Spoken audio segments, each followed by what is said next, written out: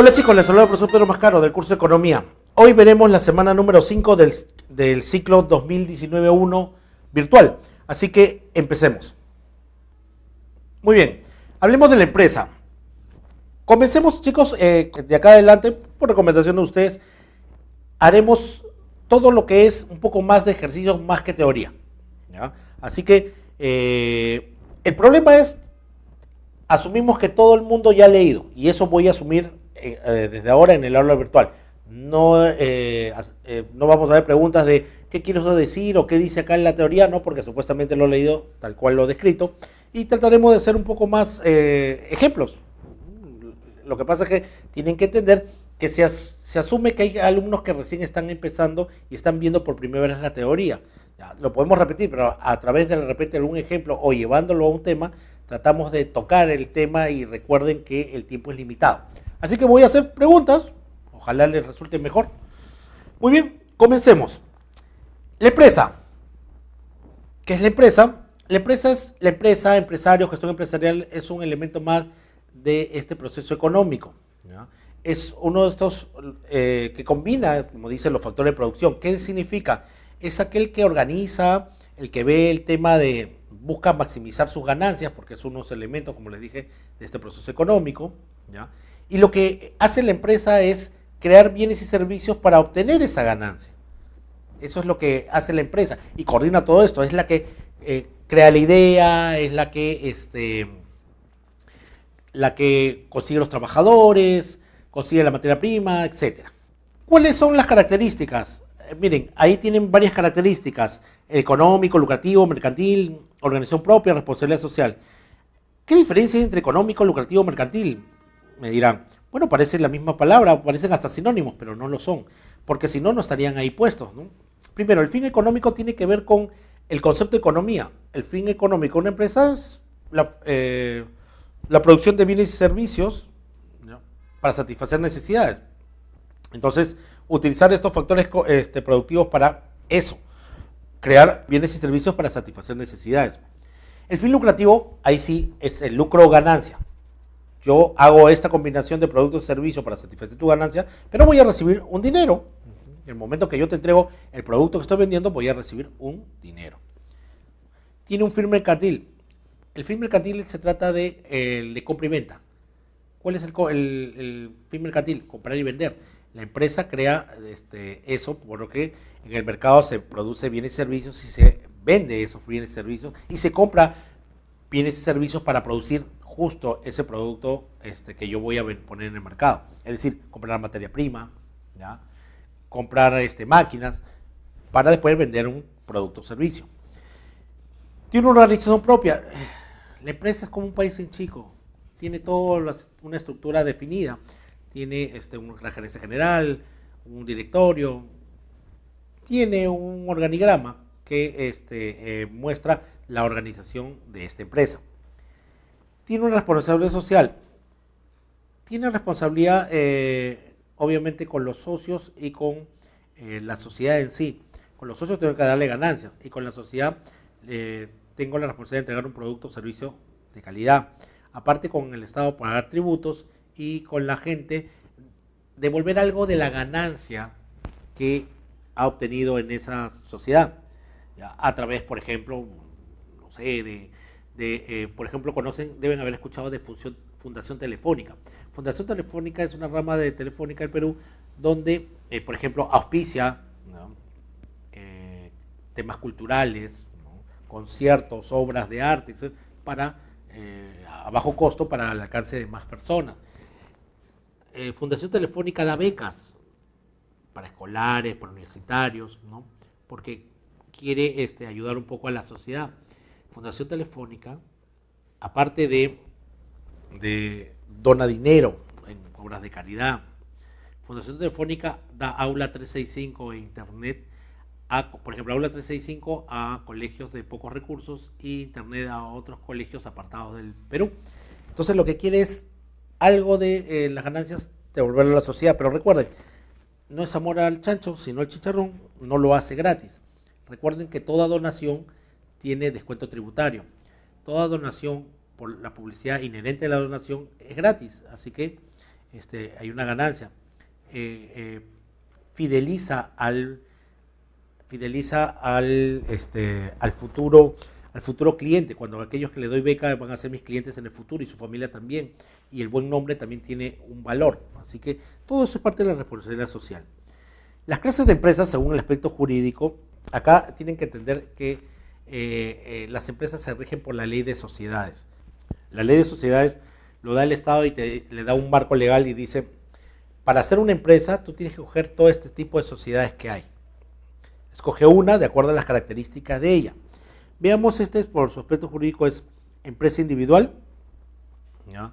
Que se divide en empresa unipersonal e IRL, empresa individual responsable limitada.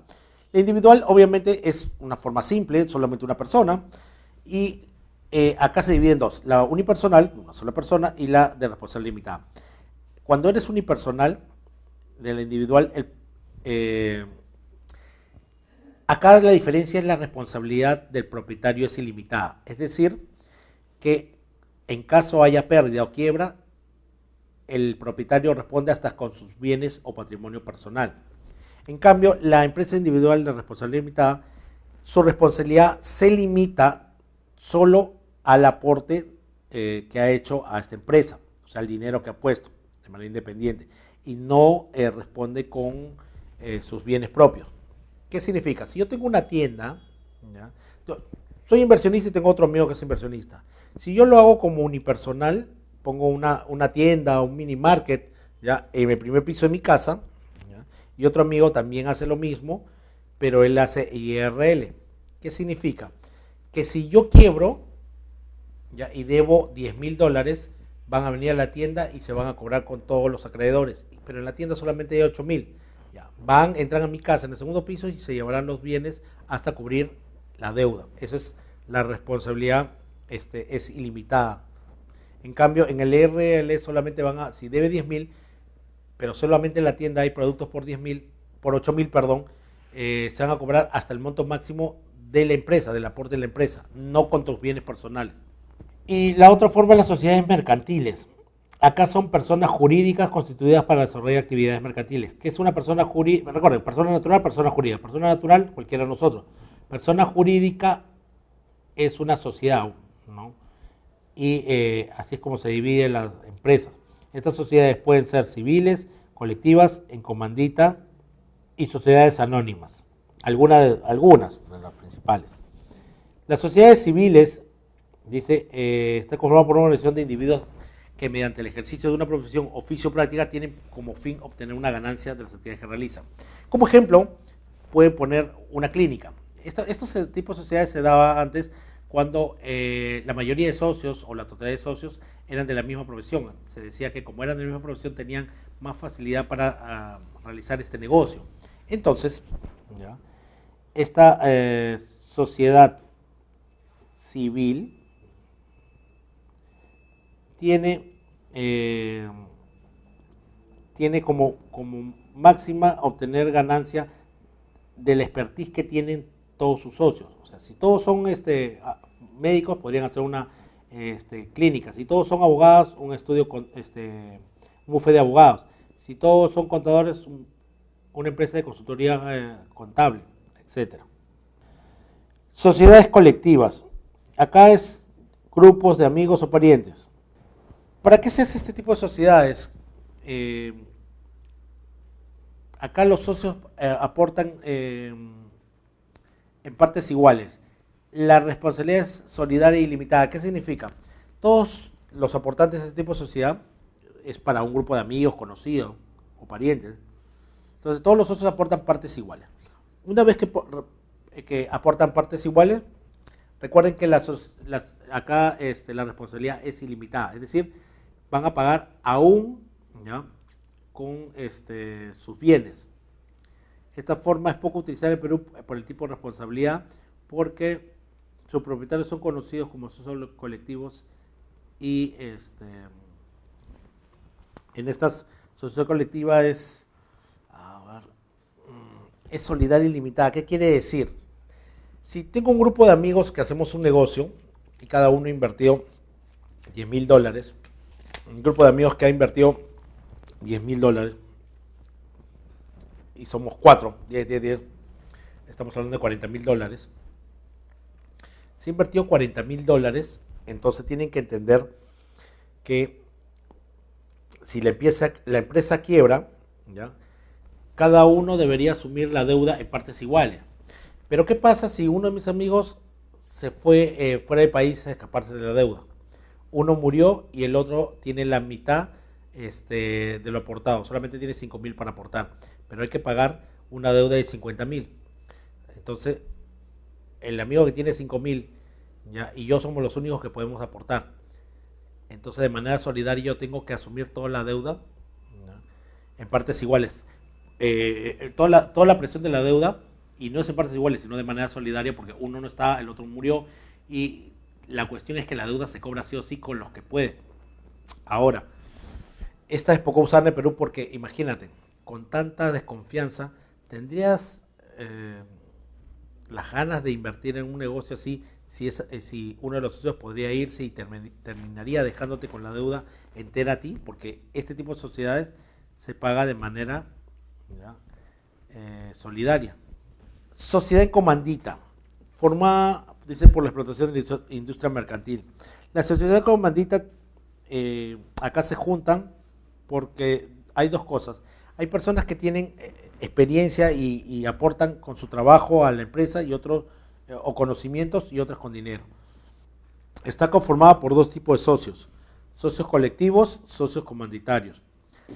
¿Qué significa en la sociedad comandita que haya un socio colectivo y un socio comanditario? El socio colectivo es el que aporta trabajo, administra la empresa y aporta sus conocimientos y tiene su responsabilidad ilimitada y solidaria. Se dice que se llama socios industriales. En cambio, el comanditario interviene como inversionista y tiene su responsabilidad limitada al aporte que ha hecho. Son los socios capitalistas y el socio comanditario es limitado a su capital. Tienen que entender, somos dos socios, yo tengo la plata y él pone el trabajo. Entonces, obviamente el riesgo para mí tiene que ser menor porque yo estoy poniendo el dinero. Y si estoy poniendo el dinero, significa que mi responsabilidad es limitada máximo al monto que estoy aportando. En cambio, aquellos que aportan su trabajo tienen que esforzarse más porque las cosas funcionen. Yo estoy poniendo el dinero. Entonces, frente a eso, el socio comanditario solo aportará hasta el monto de deuda. En cambio, el otro, el que trabaja, pone en riesgo sus bienes. Es lógico, si yo pongo dinero a una empresa, el socio colectivo tendrá que dirigir la empresa y buscar que sea rentable en el tiempo. Ese es su trabajo. Sociedad responsabilidad limitada. Como vamos viendo ya, acá el capital se divide en participaciones iguales. No se llama acciones, participaciones iguales, que se acumulan cuando aparece una nueva participación y son indivisibles y no pueden terminarse acciones. No son acciones ni ningún título de valor. Máximo de socios 20 y no responden personalmente por las obligaciones sociales. La sociedad responsable limitada tiene socios que dan aportes, no acciones, ¿ya? Que son acumulables indivisibles, dice. Ahora, esta sociedad se da o se reúne un pequeño capital para poner una empresa un poco más grande, pero su aporte es limitado al monto que está invirtiendo. Este tipo de sociedad lo que busca es que la responsabilidad solamente sea hasta el aporte que se ha hecho como empresa, para evitar la congestión, ¿no? Pasamos a sociedad anónima. Acá es una sociedad de grandes capitales, ya hablamos de un poco de ligas mayores y donde el capital social está dividido por acciones normativas. Es un título de valor donde te hace codueño de la empresa. La propiedad de las acciones está separada de la gestión de la sociedad para cumplir con dicha finalidad, dice. Hay dos tipos de sociedad anónima, la cerrada y la abierta. La sociedad anónima cerrada es una empresa familiar que no quiere perder el control y su representación de capital se hace por acciones. Ahora, la sociedad anónima abierta, el número de socios mínimo es 750. El número de socios mínimo de socios es de 2 y el máximo 20. Entonces, retomando que la sociedad anónima es un tipo de sociedad donde la empresa tiene que crecer más allá de sus límites, ¿ya? Donde los capitales, la sociedad de capitales con responsabilidad ilimitada, no hay límite en su responsabilidad. El capital social está dividido en acciones normativas y que constituye valores. Sí, por eso les decía, el anónimo tiene dos formas, el de sociedad anónima cerrada y sociedad anónima abierta. La cerrada es para empresas familiares que no quieren perder el control de su empresa. Este número mínimo de acciones es de 2 y 20. La mayoría de estas sociedades son núcleos familiares. En este caso, dice que se responde por sus aportes, solamente sus aportes, y no puede inscribir su acción en el registro público de mercado de valores. Y la abierta es para una evolución de esta empresa familiar. La abierta necesita más de 750 socios y los socios tienen una responsabilidad limitada que se limita a su accionar. La compra y venta de sus acciones está abierta en el mercado bursátil y debe estar inscrita en la bolsa de valores. Entonces, la cerrada no se divide por acciones o títulos, ¿ya? En la sociedad anónima abierta es para ampliar la empresa. Ya no puede ser solamente el familiar, necesita más capital y lo pone en el mercado para que la gente lo compre y obtener el dinero para poder hacer las mejoras o crecer como empresa. La compra-venta de las acciones abiertas a la América bursátil, sus acciones deben ser escritas en el mercado de valores. Un ejemplo de sociedad anónima cerrada fue al principio los J.R. Lindley, cuando antes negocié en la bolsa, ¿ya? Tenía una sociedad anónima cerrada, familiar. Y la sociedad anónima abierta, por ejemplo, es Coca-Cola, ¿no? Por el número de socios, sus capitales, sus responsables.